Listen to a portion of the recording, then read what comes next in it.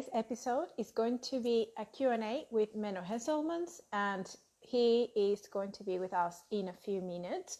So let's get started. We're going to go through a few questions, and I think most of you know a little bit about him, but for those who don't know him, he does a little bit of research. He's a really good coach with a background of training a lot of people, and I probably leave him to introduce himself. We're going to go through a few questions about dieting styles, a little bit of training, especially in women.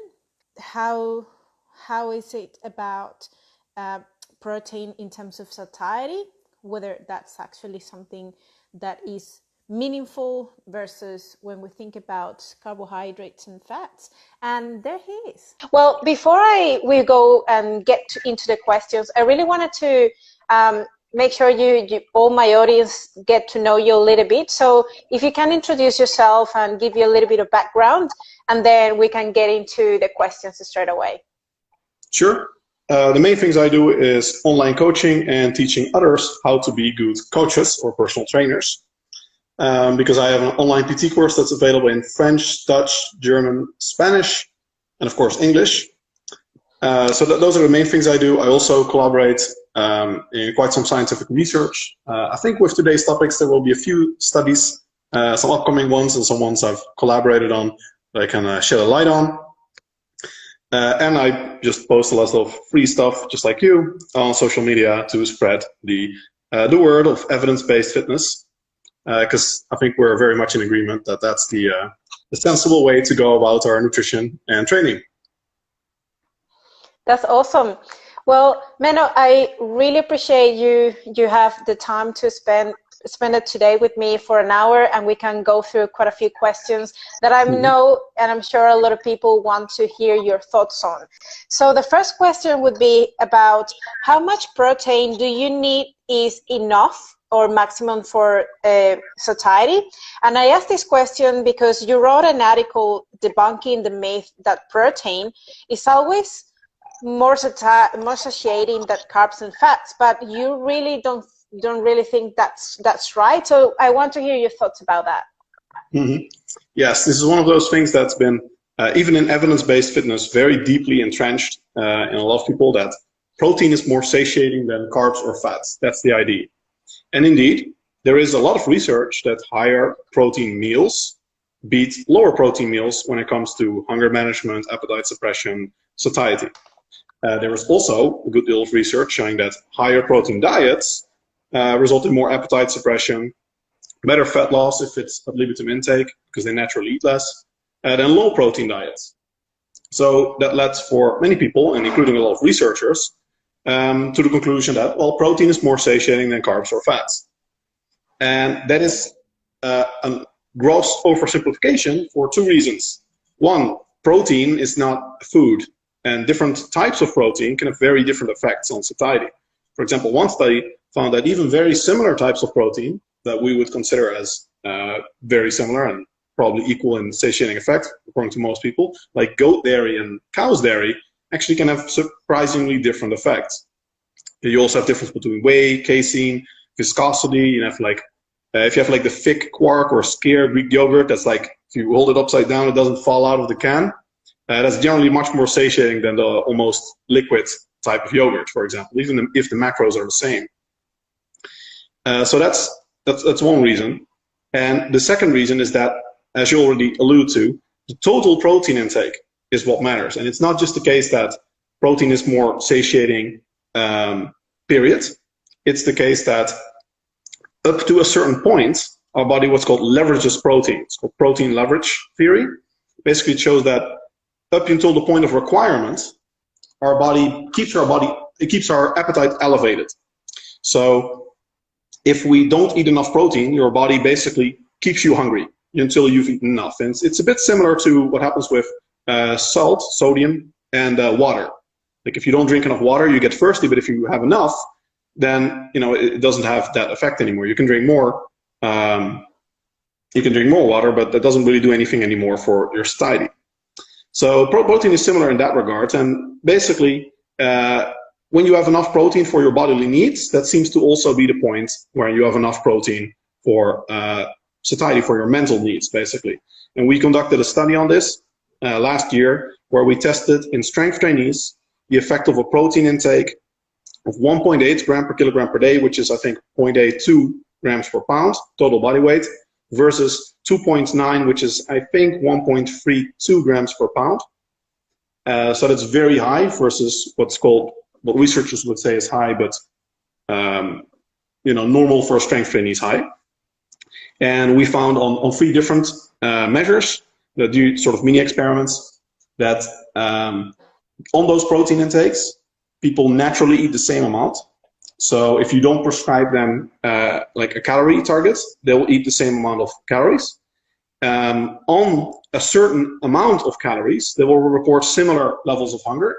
And there was also no difference in how they affect the satiating response to a meal. Although we did find some trends which support previous research that very high protein intakes lose their satiating effects if you stay on them, which makes sense because then in evolutionary terms, basically what it means is that if you're in a climate where you have a lot of protein available, then you don't want to be satiated super easily, because then you would starve. Like if you were on a carnivore diet, for example, in the wild, like all you have to eat is reindeer, and you eat nothing but reindeer or chicken or whatever, then if it's so satiating and your appetite is suppressed very easily, then you'll starve to death, because in spite of having energy readily available.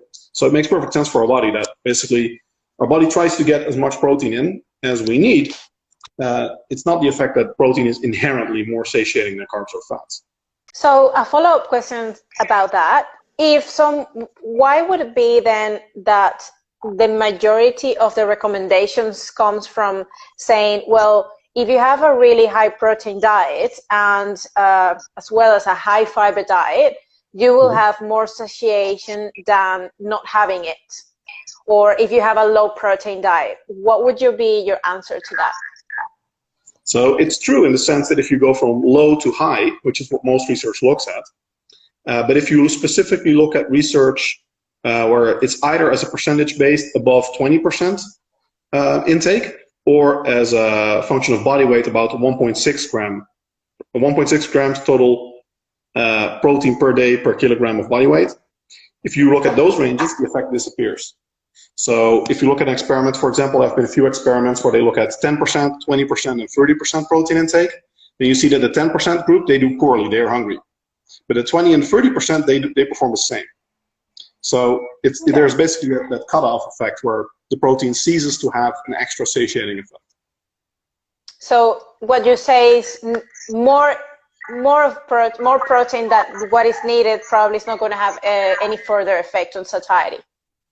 Right, then you're better off focusing on more veggies, more fiber, more low-calorie foods, because even high-protein foods are still pretty caloric compared to, say, zucchini or tomatoes. You can have like a pound of tomatoes or zucchini instead of just 100 grams of chicken breast. Correct. So you will have more volume, which will probably have more effect on the size of your stomach and the expansion of your stomach, which will probably affect the secretion of ghrelin, that is going to also decrease your hunger levels. Exactly. The stomach has pressure receptors, quite literally, that register how much food basically is in the stomach, in your gut in general. And if you have more volume in there, then that signals satiation. You can actually use this to advantage. What researchers actually do in some studies is they blow up a balloon inside someone's stomach. And because that basically puts permanent pressure on those receptors, that's actually a really effective way to get rid of someone's appetite. And that's also how stomach shrinking operations work. They literally just make your stomach smaller so that it's easier to fill it, and therefore you're more easily satiated. Correct. Awesome. Well, next question. You often talk about dieting styles. You also talk about eating according to your body's own carbohydrate tolerance. So what do you mean by that, and how do you calculate, or what do you refer to about carbohydrate tolerance? Carbohydrate tolerance is one of those things that sounds like bro science, but actually has quite some research backing it up. Different people respond, or let me say, most people respond similarly to any type of ratio of carbs to fat in the diet. Like if you go high carb, low fat, high fat, as long as you have the same protein intake and the same total energy intake, most people lose the same amount of fat on any type of diet. However, if you specifically look at individuals with type 2 diabetes, for example, who are typically carb intolerant, then you see that they generally do better on low carb diets. And there are a few very rare cases in the literature where people actually do better on high carb diets, and those you would say are carb hyper responders. So the definition, there's no set definition on this. Most medical definitions refer to things like insulin sensitivity, A1C tests, total insulin response, response to oral glucose tests. That's like the medical measures you would use. But for our purposes, it's more, like for a bodybuilder, you would say you're a carb hyper responder if you get better body composition results on high carb diets. You're carb intolerant if you get better results on low carb diets. Now, carb hyper responsiveness is very rare, and it's actually, you can contend if it's a real thing or if most of those findings are more of a fluke. But there have been some genes identified that, like the FTO gene, that actually seem to correspond with this. And it's mainly that basically people that are in poor shape or pre-diabetic or actually diabetic, especially type 2 diabetes, those seem to do better on low carb diets. And that's in part because of better adherence to the diet, but it also seems to be that they have more energy expenditure on low carb diets and on high carb diets. So how would you sort of identify who is better at low carb or high carb diets, for example? Yeah, that's difficult because what you would, I think what most coaches do is they just ask people, like, do you like carbs? Like, do you do better on high or low carb? Researchers actually looked at this and found that it doesn't work. Most people's subjective preference for high versus low carb diets is not an indicator of weight loss success, diet adherence even, or the overall body recomposition success of the diet. So if you just ask people, that's just as good as prescribing a diet for them. And in fact, there's some research indicating that people may actually adhere a little better to a prescribed diet but that's because they sort of feel it's made for them and there's authority behind it, rather than if they choose it themselves, it feels like something that's not as special. But that's not a physiological thing. So how do you identify if someone is carb intolerant or a carb hyper responder? Now, carb hyper responder is so rare that I'm not even sure if it's worth testing for it. Like anecdotally, you would see those people respond very well to carbs in the sense that they get a lot of energy from them. They may not even be able to sleep if they consume high carb intakes, but it's pretty iffy. Carb intolerance is easier because there you can do blood work and you can test someone's fasting glucose levels, fasting insulin levels, A1C or measures of insulin sensitivity, which are like typical for a type 2 diabetes panel. If you go to a hospital or blood lab, then you just tell them I want a type 2 diabetes panel. They'll do these tests. And ideally an oral glucose challenge. So you consume a bunch of sugar, you see how your insulin and glucose levels develop over time. And if you secrete a normal amount of insulin, and if your blood sugar levels have a normal response, or if they go completely out of whack. So that's a pretty strong indication that you're carb intolerant if you're basically pre-diabetic. You can also, if you don't want to do tests, you can look at general indicators. And basically people that are carb intolerant are generally a bit out of shape. If you're obese, you're most likely carb intolerant to at least some degree. And if you're female, you're much more likely to be not carb intolerant, because women generally have better metabolic health than men, in part because of their body fat distribution and in part because of a more healthier metabolic functioning in terms of blood pressure, those kind of things. We actually get to that in terms of training and stuff later as well. But generally women are healthier than men, even at the same body fat level, or in fact even up to like 10% higher body fat levels, because typically men and women are comparable when they have when there's a 10% body fat difference. So like 10% body fat for a male is like 20% body fat for a female, roughly. And wait, I was saying the indicators. You're right. Race. Politically incorrect as it may be, race is actually also an indicator. Typically, Asian, Indian, and more African ethnicities have poor insulin sensitivity, so they're more likely to be carb intolerant.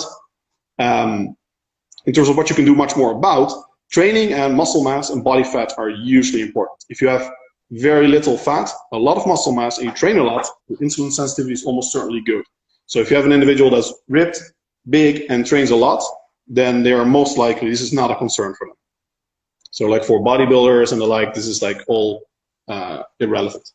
So general take-home message is if you're very healthy and in good shape, then your carb tolerance is fine. If you're overweight, not too healthy, you may do better on low carbs. Okay, that's a good answer. And I actually think I've read in one of your blogs that you do like a little self-experiment and see, like tracking what you normally eat, and you would see certain factors or certain biofeedback, like how's your energy, how is your mood, things like that. Would you say that's something that you still would be able to use? Yeah, to some extent. I don't use it much in clients anymore. If you go by the general indicators I mentioned, and sometimes if you have blood work, that typically is enough. Like if someone's obese, I typically don't go high carb, in part because you don't have the energy anyway. You don't have the calories to make them go high carb. If you want to get some fat and the protein in there, and they should probably be on a relatively low energy intake. So it's not really a big concern anyway. For some individuals, you can actually try to test it. And you seem to get somewhat results that align at least reasonably well with blood work by looking at diets with especially eggs versus bread, or typically cheese with eggs and cheese with eggs. And you can go with basically sort of same macros, but one's higher in fat, one's higher in carbs. And you also have a similar satiety index. And then you see what's better for appetite management and energy levels. But this only works in individuals where their diets are super rigorously controlled. So if you have like an office worker where every day is a bit different, they're pretty stressed out generally, sleep is not consistent across the week, then these kind of tests, I'd say don't bother with them. But if you have an individual that's like works from home, their diet is super important to them, they're not super susceptible to nocebo effects and mental things, then you can run a test like this, and you can get some idea. That's cool. I really like that answer, because it really needs to depend on how consistent someone is with their eating pattern, the other confounders of your nutrition, and how those factors can affect your lifestyle and your diet as well. So very, very interesting how you answer it, and I really like that. Now let's get into training fundamentals. Volume, frequency, intensity, rest periods. What's your approach when it comes to training program for women? Similar overall, but in general, I think women can err on the side of slightly lower rest periods, slightly higher training frequencies, slightly higher training volume, and a bit more reps per set. So generally these things auto-regulate themselves pretty well, because women are more fatigue resistant. So if you, for example, say rest until you feel maximally recovered to perform again, which is a guideline I often employ, you typically find that women naturally don't rest as much as men. Women naturally are capable of doing more reps at a given intensity. So if you say like 80% reps to failure, then you'll see that men do about 8, women do about 9 reps, something like that. And the difference becomes pretty large, like 60% or lower. Like in one study we did on sumo versus conventional deadlifts, we had one woman that was repping out at 60%, and I think she did 84 reps, and then she asked us like, shall I keep going? Or so you never see that in a guy. Like 20 reps is basically, that's like normal. 30 reps is like a lot. If you can do 30 reps with 60% of your 1 rep, especially on deadlifts, you have good endurance. But some women score off the charts high. That's very, very rare in men. So usually the differences are not major, but some women really do deviate quite a bit. So would you say there is a big difference when it comes to training between women and men? Why women shouldn't train like men? It's not a big difference, but I think there is a systematic difference that's significant enough to be aware of as a coach. So like I said, generally a bit more reps per set. And I like to use autoregulatory factors. Like I typically don't prescribe a certain number of reps. Rather, I'll prescribe an intensity, like 80% of 1RM. So I'll give my clients a weight and see how many reps they can perform. And then if they can perform a lot of reps with that weight, that may be an indication they're more type 1 dominant. There's a fiber type composition, which women generally are, especially by fiber area, and also a little bit when trained by fiber percentage, maybe more capillary density or general fatigue resistance via other mechanisms. So if you do that, and with rest intervals as well, rather than just say rest 3 minutes period, but use something like rest until you feel fully recovered again, or rest until you've caught your breath and your heart rate's roughly, you feel like it's roughly back to baseline.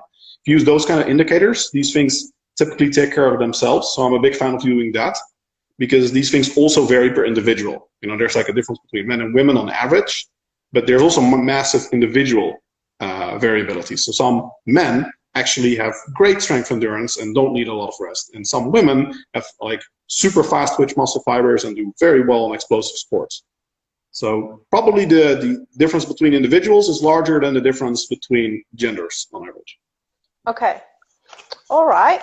And following that question, when you think about advanced programming method for women, what do you think about menstrual periodization? So when you think about menstrual cycle, how would you work around the programming of the training for women in general? Yeah, I think it should be considered. Not for all women, because it's you know, an extra hassle, something extra to pay attention to. So if you have someone that just wants to make like some progression, move in the right direction a bit, may not be worth taking into account. But there is actually, I think there are 4 or 5 studies that have looked at menstrual periodization. It's not an actual term researchers use, but I think it's fitting. Basically what they do is they have more workouts or more training volume. I think most studies, they do more workouts, but you could do this, get the same effect by doing more volume in the follicular phase, and thereby get better results. So the follicular phase is generally the first 2 weeks or so after menstruation, menses, and after ovulation. So the second half basically of your period is a luteal phase. And during the follicular phase, there is a better ratio or a positive ratio of estrogen to progesterone, and also a little bit more testosterone. And there is a slight trend for better performance, even if not maximal strength, then work capacity and maybe muscle activation, depending on which study you look at, maybe a bit higher. So those could explain why you may get better results. And in research, women seem to get significantly better results when they do more volume, relatively speaking, in the follicular phase versus the luteal phase. So let's say you do 10 or 20 workouts per month. And if you do 10-10, like 10 follicular, 10 luteal, you'll get worse results than if you do something like 13-7. More practical probably for most people would be you just divide the volume a little bit differently. You go a little bit higher in training volume than to do more workouts in the follicular phase. Because, you know, most people have a fixed schedule. They don't want to change their training frequency every 2 weeks. So if you train 4 times a week, maybe you add a little bit of volume. I think a 33% difference, in line with the difference between cutting and bulking, is about okay, or just 1 set per exercise or per muscle group per session. That's a reasonable ballpark. You do a bit more the first 2 weeks after menstruation, a bit less in the period after. In my experience, obviously as a woman and with my clients, I've seen that it varies a lot, because there's a lot of women that will actually feel in the first week of the menstrual cycle, which is the first week of the follicular phase, really, really tired, bloated, with migraines, or just indigestion or things like that, and their performance is actually worse. But leading to the second week of the follicular phase and after the ovulation would be the 2 weeks where they perform better. And then leading up to the final phases of the luteal phase, you will see as well that cravings are higher. People are actually probably more likely to get tired, and they will be more likely to be better at perhaps lower volume or lower intensities, but perhaps more sort of a relaxing activities, cardio, things that don't rely much on strength or cognitive input into that. So what would you think about when you talk about your clients or women you've worked with, how has been your experience in that sense? Yeah, that's why I think it's not worth it for all women, because I think there is a discrepancy in how you feel versus how you perform, for not for all women, but for quite some. For example, during the luteal phase, most women are a bit hungrier than in the follicular phase. But actually, if you look at like the research on during the follicular phase, muscle growth is better. So what I do with some women is I have them bulk, like slight energy surplus in the follicular phase, and cut in the luteal phase. But that is harder because you're cutting at a time where you're also hungrier. So you have to take into account, like, are we looking at clients where they're just looking at maximal physical performance and like you want to take advantage of the hormones and physical effects, or do we have to look into, more importantly, first adherence, if they are willing and motivated to train hard, rather than, you know, what the actual muscle tissue is capable of. And then of course I think adherence is much more important, and research also finds that strength is quite individual. Like on average, 2 meta-analyses the past year have found that strength doesn't vary across the menstrual cycle. And I agree, in my experience, that the effect is small enough that it doesn't dwarf progressive overload. So women and men alike should be able to progress relatively linear across every month. But for some women, they have much more extreme menstrual cycles and more extreme peaks and valleys in strength than others, for sure. Yeah, that's very true. And I would say, though, that it is really hard to actually manipulate diets and try to kind of put it when it comes to when you're hungrier and where you're able to manage better your cravings. So I think sometimes it is more a little bit more intuitive, and as you said, outer regulation. You would say, well, how do you feel best across your menstrual cycle, and then use that sort of the feedback from your client to program what is going to be best for them. Perhaps some women will be able to manage really well their cravings in the first 2 weeks, and some women don't get as hungry in the last 2 weeks. So sometimes you will be able to manage that, or perhaps you could include some refeeds, or maybe something that will allow them to sort of have allowance for managing their calorie intake and the cravings and the hunger, and be able to keep that adherence that you're saying. Yeah, I think it's important to individualize this with women, and any hormonal issues with women and menstrual cycle. There is always very big in their individual variability. However, I would also say it's important to try to empower your clients. So with cravings, for example, there's a lot of research showing that these are not physical effects. Like there's nothing in your body that makes you want chocolate, you know? That's like a cultural effect. There's no chocolate receptor in the brain, you know? So people that have never heard of chocolate, they don't get chocolate cravings.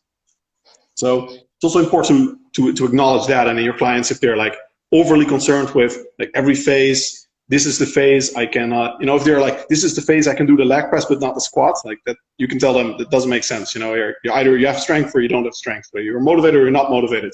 But things like that don't make sense. And you know, when they have that in place, like don't obsess over the menstrual cycle, but you do, when you're doing that and you do recognize these trends, then yeah, it's good to take those into account. Absolutely. And I guess that makes sense. And a lot of women actually thinking that, well, now is my day of ovulation, I should feel good because the research says that I should feel good. So it's kind of associating what the research says that they are supposed to feel that way, and where it is leading to the end of the menstrual cycle, the cycle, and they are supposed to be hungrier and tired. They kind of find a justification to feel that way, and that can actually increase the excuses not to train or not to do certain things, just because they having something in the back of the head. Oh, well, this is normal. I should feel hungrier and I should feel tired, and I wouldn't want to perform as well. So I better just give up or not train as hard as I could. Definitely. I think in general, the effects that are worth taking into account are the ones that you feel when you're not aware that you should be feeling them. Like if you have women that are not tracking their menstrual cycle at all, and you consistently see like diet adherence has a big dip in the last week of the menstrual cycle, that's a trend you have to pay attention to. But if, like you say, like you always feel, they already message you like, now it's my down week, I'm gonna get poor adherence, then you have to be more aware probably of nocebo effects than physical effects. Absolutely. That's what I wanted really to get to. And I really wanted to also talk a little bit about what are your thoughts on body fat set point? Because I've heard that this is a really controversial topic. A lot of people say that should be something that you should think about, and it is something that you need to consider. But there is literature as well that don't support that. So what are your thoughts on that? I'm not a proponent of set points at all. I don't think they're a real thing. I think there was a lot of research now that quite conclusively shows that set points are at best an equilibrium effect, and there's no physical set point in the body. So just by looking at the amount of people that have changed their set point, if you will, you can see that it's very possible to achieve sustainable lifestyle change and to be much leaner than you were before. And this corresponds very well what I see in clients and in myself with awareness and diet skill, basically. Like for years, I've been around 15% body fat, and I could only get below that by suffering, basically. And now I'm basically, I never lose my absolute. Like I'd have to basically do it very intentionally. So I can remain like six-pack lean relatively effortlessly.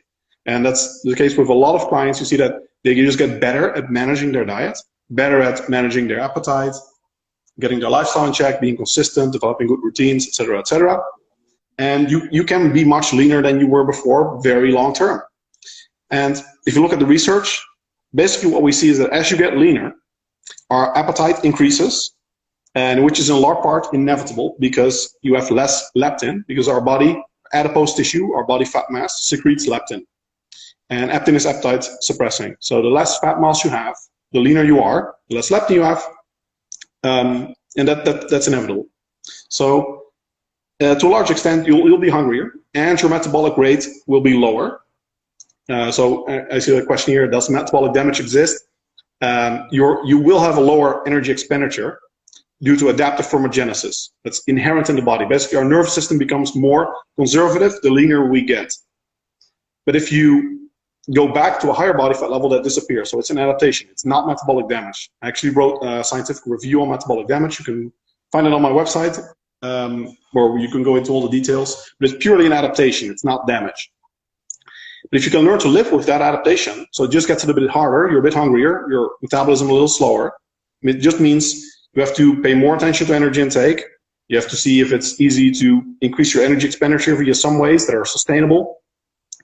And then you can be much leaner, and everyone can get lean. There is nothing physical in the body that prevents it. Everyone's body responds to thermodynamics, like it's physical law. Like you create an energy deficit, the body will lose energy. Everyone can get lean. For some people, it's just harder than for others. So would you say that is a thirsty metabolism, or these metabolisms that are very efficient to lose weight, to lose fat, just because they are really efficient at adapting so well that even in a really deep calorie deficit, the people are going to struggle? Well, what are your thoughts about that? Yeah, you have the researchers often talk about 50 versus spendthrift metabolic types. I'm not a fan of those at all. I think they're very bit arbitrary and not practically defined. I think it's makes much more sense to talk about metabolic adaptivity. And basically, some people have a more adaptive metabolism than others. And the key here is that it is an adaptation, and it works both ways. So some people, like me, have a very big decrease in energy expenditure when they start cutting. I'm now bulking on 4,100 calories, not putting on any fat. If I want to lose fat, I have to go down below 3,000 and very quickly below 2,500. Like, I will not lose fat on if I just decrease from now, which should be like 5% energy plus, I decrease energy 10%, which should be a 5% deficit. If my metabolism were static, I will not lose any fat. My metabolic rate just goes, or my energy expenditure goes down a lot along with energy intake. And some people have that as a big effect, like very big adaptivity. So they have a very big gap between cutting and bulking, basically. And other people have a very small gap. I have one client that seems to sort of defy this principle as a whole. His metabolism doesn't seem to adapt. He's like, his range between cutting and bulking is like 2,500 to 2,800. It's like, that's it. We rarely need to go below 2,500, and we can't really go over 2,800. So that's like the most extreme case of non-adaptivity that I've seen. But for most people, they fall somewhere in between. Like, there's a bigger gap than you would expect if metabolisms were static, because they're not. But it's not major. And the key thing is that people that have to cut very aggressively, they also have an easier time maintaining it afterwards, because their metabolism will speed up again when they go back into energy surplus or maintain. So it's more like some people have a metabolism that's resistant to change, and other people have a metabolism that's easy to change. All right. And when you think about these rapid fat loss protocols in some people, would you say is the best way to do that is obviously get in, get out as quick as you can? But if someone has a lot of weight to lose, how would be your approach when it comes to making creating a deficit that is enough to sort of create motivation and good results, at least at first, and then as the leaner they get, perhaps the smaller the deficit you can create, and obviously you could perhaps include some diet breaks or refeeds if it's something that you believe on. What would be your approach in that sense? Yeah, that's exactly my approach, basically. I think the optimum energy deficit should scale with body fat percentage. So the more body fat percentage someone has, the greater the energy deficit they can sustainably use. There's a lot of research showing that if you look at obese individuals, they can basically cut as fast as they want, because they should be lean yesterday. That's by far the most important thing for the body is get healthy. And there is very little risk of muscle loss because the body has so much fat that there's very little pressure for the body to lose muscle mass. But if you get really lean, and there is a big incentive for the body to get rid of that costly, metabolically expensive lean tissue, rather than the scarce amount of fat we still have left. And especially at some point, you would probably get into essential body fat stores, and then you lose only muscle mass, pretty much. So that's contest prep. Most people never get there. But when you get leaner, the risk of muscle loss increases progressively. You should be much more conservative with the diet. I think that's one of the most important things, actually, of successfully losing fat, maintaining the energy deficit in an optimal range, starting with large, so you can get fast results. Because a 5% deficit for an obese person, you'll be dieting for like 2-3 years, and then progressively scaling back the deficit as they get leaner. Do you agree that diet breaks or refeeds should be included at some point, the leaner they get, or even if they are still in an obese or overweight range, would you still consider to include some of the refeeds or diet breaks, depending on their biofeedback, whether their hunger is increasing or their appetite is increasing as well? What would be your approach in that case? I'm not a fan of either refeeds or diet breaks. We actually have a study coming up, which is a replication of the Matador study, which has been touted as sort of proof that diet breaks are good for metabolism, in contrast to all earlier research and the general consensus on non-caloric or non-linear dieting. And we found, I can't go into too much detail yet, but it's with Bill Campbell. We'll be presenting it at the International Sports Science Nutrition Conference in September soon. And basically we found that their results are probably due to poor adherence of the subjects and not due to physiological effects. So we found that diet breaks don't really do anything physiologically speaking, which is in line with most research. And refeeds also, the thing with refeeds is you get a very small increase in energy expenditure and a bit of a bump in leptin that seems impressive, but it goes back down afterwards. Because leptin responds to, like I said, adipose tissue mass. Like your body fat percentage is the strongest determinant of how much leptin you secrete. And then there is cumulative energy balance. Your leptin is, as the body is, a very efficient system. It responds to the total energy intake over time. So if it goes up rapidly when you enter surplus, but then you go back into deficit, leptin goes back down again. So I don't think it does much. It's very specific circumstances, like diet breaks for people in contest prep that can't get lean without the breaks. So it's more of a necessary evil in that case. And sometimes a refeed, if you know you've accidentally gotten in too much deficit, for example, then it can make sense to basically ward off muscle loss. But I think scheduled cheat meals, refeeds, diet breaks, I don't think they're good for lifestyle change. And I don't think physiologically speaking, they'll achieve much. Probably not physiologically, but as you said, it's something related to adherence. So they can improve adherence just because they have a psychological impact. They feeling, well, I can schedule a weekend with my family and still go out and have a higher calorie budget where I can rely on, and I can have some more carbohydrates, some other things. And obviously energy expenditure will come up again just because they're eating a little bit more calories, so they feel better overall. Mm-hmm. So would you say, is that more related to that? Yeah, I think especially for a social eating event, I wouldn't even call it a refeed or anything. I'd just say, like, try to limit the damage and basically make it a lean bulk. Try to not make it too much of a dirty bulk, or for like a holiday period. That's typically how I do it with clients. But I wouldn't go into any benefits of leptin or anything. It's just that certain occasions or certain times of day, like social eating events, holidays, it's just not worth trying to cut very aggressively, and you're better off just enjoying food, using it at this period of a bit more relaxation, not being too obsessed with food and nutrition. Just make sure you're not undoing, a month of cutting in that short period.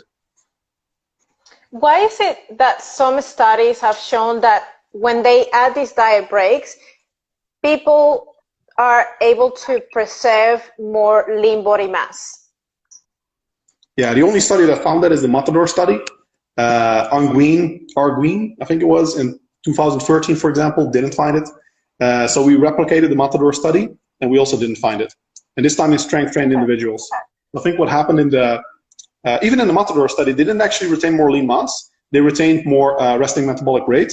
And there wasn't a significant between groups. It was only when adjusted for body composition, which is a bit of a contentious calculation because, just looking at the values between groups, they were not different. But if you then adjust within individual, you adjust every value and then compare them between groups, it became significant, but only 80 calories. So it also couldn't explain the greater fat loss, which was, I think, 4.3 kilogram more fat loss. If you look at the data, it was probably more that the diet break group, I think it was like a 14-week or 16-week or so, 14-week diet, and the continuous group basically stopped losing fat after like week 14. They were basically done. I mean, they were obese, sedentary individuals. This is typically, at some point you see that compliance just goes downhill. They fall off the wagon. They don't have strong incentives, especially in the study. They didn't choose to diet so much as they were just in that study. And then in the diet break group, you saw that they could sustain it longer, but they also dieted twice as long because every 2 weeks they got a 2-week diet break. So then it was more that the diet breaks helped them persevere longer. My fear would be if you don't learn how to, especially at the point if they're still obese and they can't sustain the diet, then you have bigger problems. There's something very much wrong in how they're trying to cope with the diet. You should not need a diet break, especially not every 2 weeks, to get just to a healthy normal body fat level. So I think then it's more important to learn good lifestyle habits, etc. So what would you say are your best top tips to say to someone who is a successful dieter to not just lose weight but keep it off? What would be your top 5, top 6? Yeah, that's difficult. It's very individual. Big factors are routines and habits. High enough fiber intake, high enough protein intake. Probably cooking is one of the big ones. Finding recipes, I think that's super underrated. Like in evidence-based fitness, we're always so focused on macronutrients, and I'm much more focused on food with my clients. So I also try and have them not think of like carbs versus fats and the like, but rather think, if anything, satiety index and food, learning appetite management. I think there's also a point where I actually try to make some individuals a bit leaner even than they would maybe want to be, to learn how to manage their appetite. Because if you get to a super lean body fat level, we're at the point where it really becomes a physical issue not to be hungry all the time. At that point, you're forced to really learn a lot about how to manage your appetite.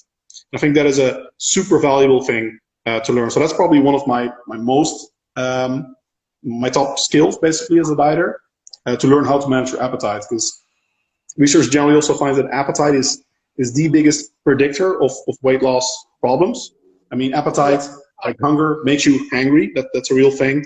Disrupts your concentration, makes you feel poorly. If you're not hungry, then like if you rationally think about it, dieting would mostly be just a matter of choosing to eat less. Correct.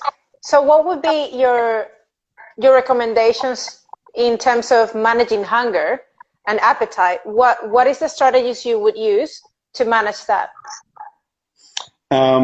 Big ones are fiber, food volume. I think reframing someone's idea of food volume is very important. And also fiber intakes, like 25 grams of fiber, especially for like a strength training meal, that is really not a high fiber intake. Like traditional cultures, like hunter-gatherer cultures and the like, routinely consume fiber intakes of like 50 up to like 200 plus grams of fiber. Like there are several documented, for like their estimates mostly, like 125, 150, 180, and like the Hatsa and the, I think actually one said Ayunada or whatever. That's also one of the that they looked at. So that's, you know, different ball game in terms of total amount of food consumed. And I like rules like, as a strength training meal, you probably want to consume like a pound of food per meal, especially when you start getting leaner. In general, the leaner you get, the more food you should consume. So that's why I don't like the idea of eat less, you know, the advice to eat less. I mean, it's true in the sense of calorie intake, you have to reduce calorie intake, but you should increase food volume. Like I see this in basically anyone.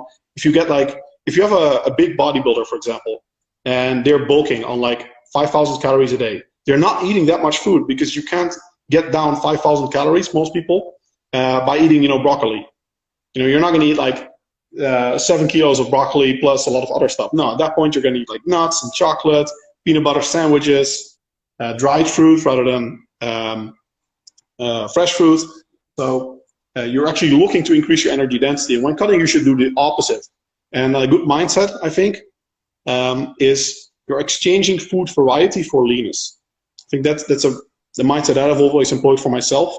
When you get leaner, what you do is, to get leaner now without being hungry, you have to exchange some foods in your diet for lower energy density foods, like leaner foods, lower calorie foods, and in return, you get leaner.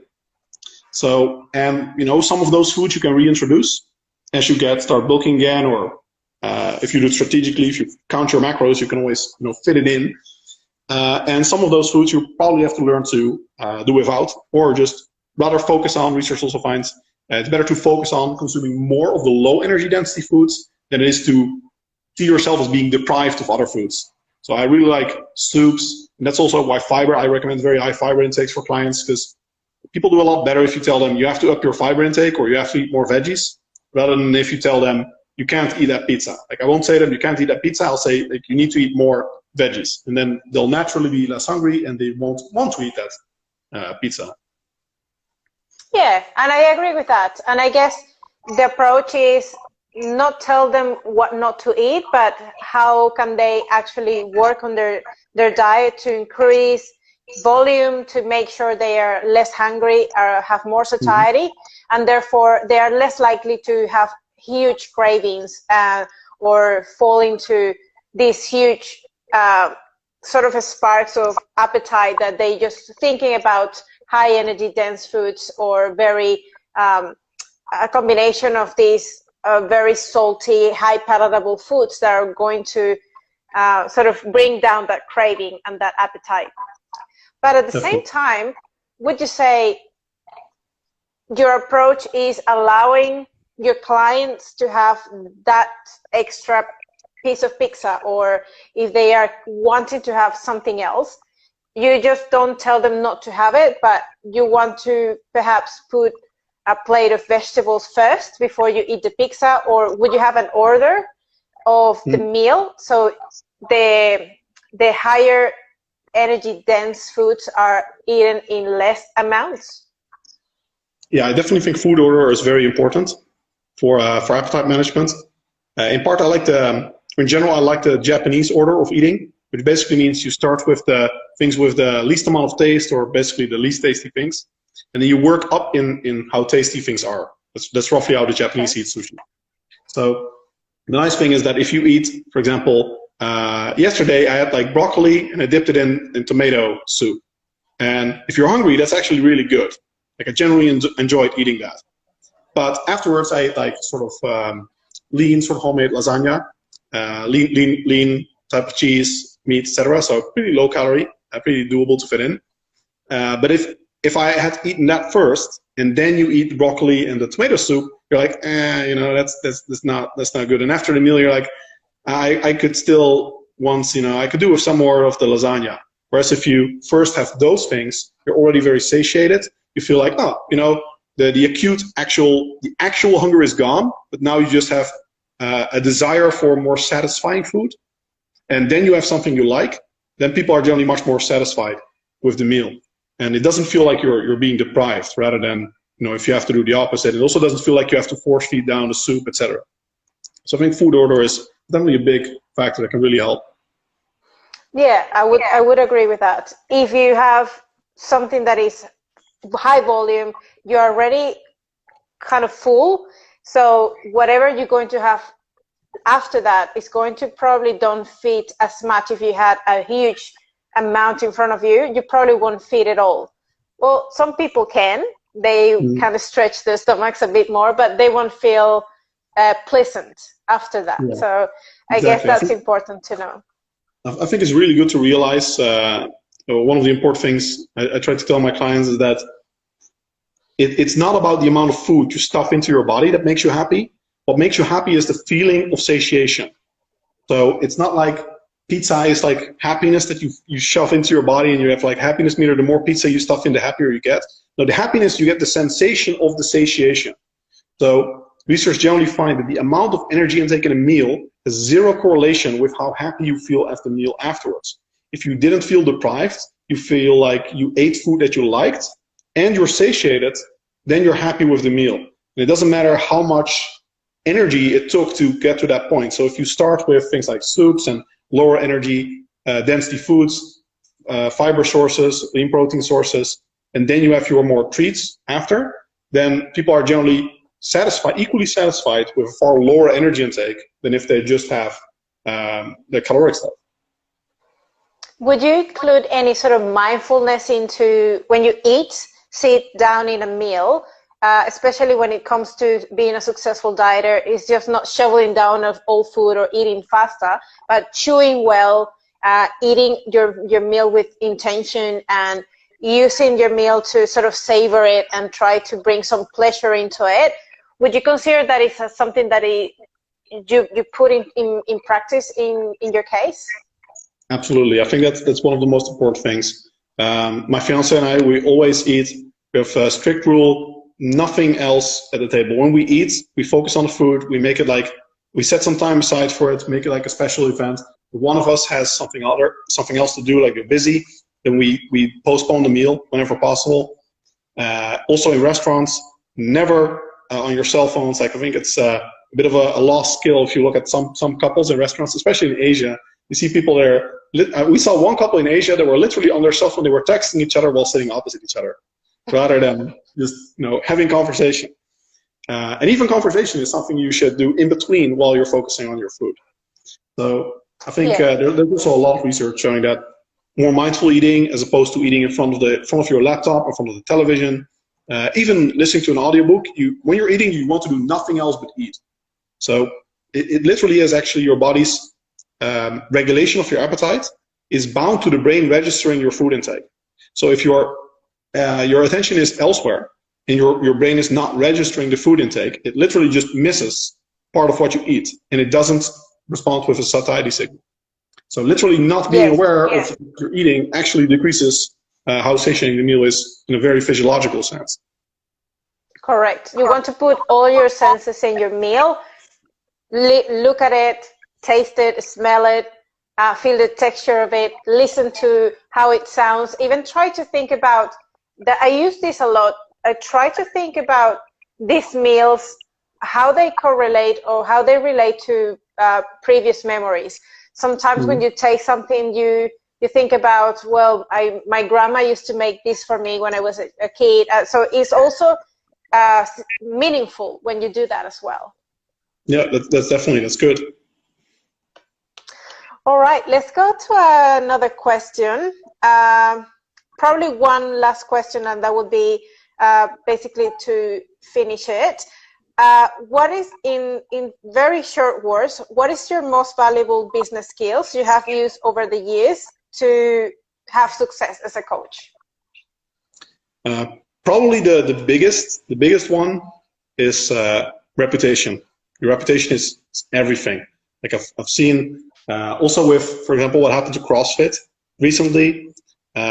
You can shatter your reputation with one like evil act or one thing that's like people are really not okay with, or like recently Joe Rogan having censorship somewhat of his. It's even unclear if it's really censorship when he signed over to Spotify. Things like that, he's immediately branded as a sellout. If you want to be successful in the long run and you want to make your money like making products that actually you think are valuable, like you're not just into sales or just making money for the sake of it, but you actually think of you're making money in as a fair exchange because you provide value to people's lives, and in return they give you money for that, basically making an honest living. Then your reputation is so important. You should never ever compromise on your reputation and your integrity, your moral grounds of what you stand for. That you should always stick to that. That's the way. Because it's so rare these days not to have people sell out, not to have people. The more digitalized everything becomes, the more fakes there are.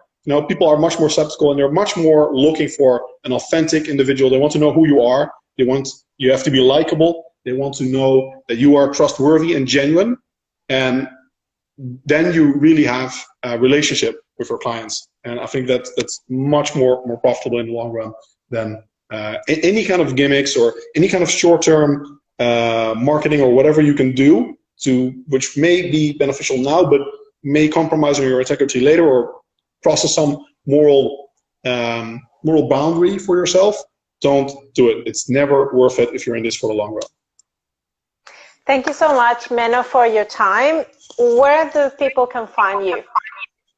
MennoHenselmans.com. Well, you can see my Instagram here now, and then you also you can go to my website and everything.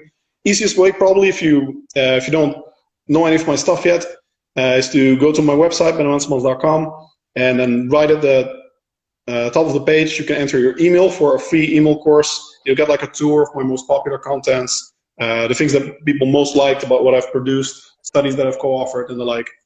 And then, you'll just get a nice tour of a lot of free stuff. Menno, again, thank you so much for your time. I enjoyed so much our conversation. It was really good to sort of cover a lot of different things, and I hope you had a good time as well. And I hope to see you soon as well. All right. I see you soon. Bye-bye.